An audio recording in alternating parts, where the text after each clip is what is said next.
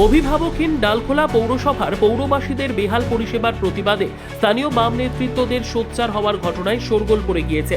আচমকায় পৌরপিতা সতেজ সরকার ইস্তফা দেওয়ায় ডালখোলা পৌর পরিষেবা ভেঙে পড়ার চরম নাজেহাল ডালখোলাবাসী। সংশ্লিষ্ট বিষয়ে সরব হয়ে 10 দফা দাবিতে ইসলামপুর মহকুমা শাসকের কাছে স্মারকলিপি প্রদান করে স্থানীয় বাম নেতৃত্ব। এসআইআর প্রক্রিয়ায় বাড়ি বাড়ি গিয়ে ভোট ব্যাংক ধরে রাখতে শাসক দল তৃণমূল নেতৃত্ব ব্যস্ত থাকলেও পৌরসভার বাসিন্দাদের ন্যূনতম পরিষেবা প্রদানে কোনো পদক্ষেপ লক্ষ্য করা যায় না। মূলত ছাত্রছাত্রীদের বিবেকানন্দ স্কলারশিপ, সরকারি উদ্যোগে জলাভূমি ভরাট, আবাস যোজনায় দুর্নীতি সহ 10 দফা দাবিতে সরব বাম নেতৃত্ব।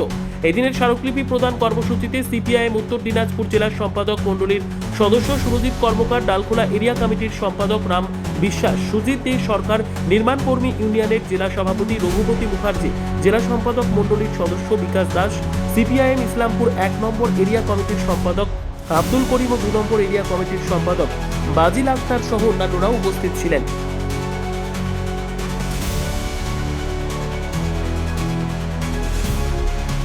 আপনারা জানেন যে ডালখোলা মিউনিসিপ্যালিটি তাদের শাসক দলের নিজেদের খাওয়াখাওয়ি গণ্ডগোল, তার কারণে ডালখোলা মিউনিসিপ্যালিটির চেয়ারম্যান পদত্যাগ করেছেন। সেটা কী কারণে করেছেন সেটা তাদের দলের ব্যাপার, কিন্তু মিউনিসিপ্যালিটির চেয়ারম্যান না থাকার পরে যার ফলে যেটা হচ্ছে, এখন মিউনিসিপ্যালিটির থেকে সাধারণ মানুষ যে প্রতিদিনের যে পরিষেবাগুলো পাওয়া দরকার সেই পরিষেবার থেকে বঞ্চিত হচ্ছেন।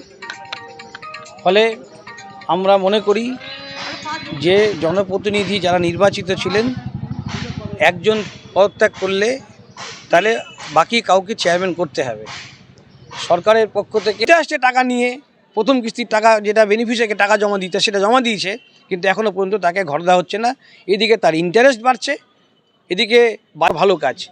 কিন্তু গভর্নমেন্ট একটা অর্ডার করেছিল, ডালখোলা একটা বড় গঞ্জ বাজার, এই গঞ্জ বাজারটার জন্য গভর্নমেন্ট অর্ডার করেছিল সেখানকার মানুষের আন্দোলনের চাপে যে 400 কিলোমিটারের মধ্যে যে গাড়িগুলো যাবে, বাসগুলো, সেই বাসগুলো ডালখোলা শহরের উপর দিয়ে যাবে।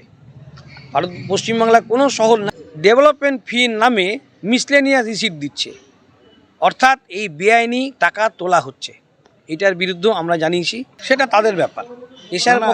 এসআইআর প্রক্রিয়ার সঙ্গে চেয়ারম্যান গঠন না গঠনের কোনো সম্পর্ক আমরা মনে করছি না। আমি সম্পর্কের কথাটা বলছি না, আমি বলছি যে তাহলে ভোটের জন্য মানুষের বাড়িতে এসআইআর জন্য যাওয়া যাচ্ছে, অথচ মানে পুরো এলাকার মানুষদেরকে পরিষেবা দেওয়া যাচ্ছে। হ্যাঁ, না, একদম আমি সেই বিষয়টাতে বলতে চাইছি। ব্যুরো রিপোর্ট, উত্তর বাংলা সংবাদ।